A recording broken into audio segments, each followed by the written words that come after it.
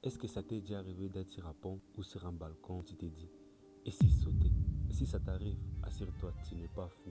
Et non, tu n'as pas de pulsion suicidaire. Ce que tu ressens, c'est ce que les psychologues appellent l'appel du vide. C'est l'un des bugs les plus fascinants de notre cerveau. Imagine la scène. Tu es au bord du précipice, ton système de survie avoir une alerte rouge au cerveau. Danger, danger, danger, recule. Mais ton cerveau traite les informations tellement vite qu'il crée une erreur d'interprétation. Il reçoit un signal de peur, mais il n'y a personne pour les repousser.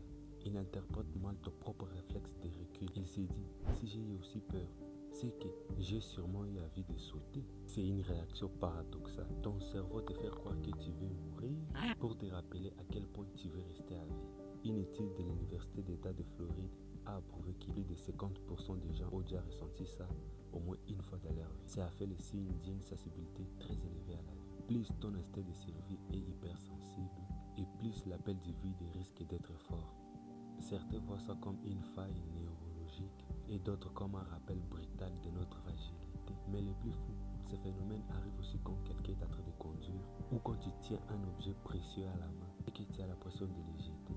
Ton cerveau teste constamment les limites de la réalité pour s'assurer que tu es bien aux commandes de ta vie. La prochaine fois que tu ressens ces vertiges bizarres, ne panique pas. C'est ton cerveau qui te dit qu'il tient en toi. Si tu veux comprendre les autres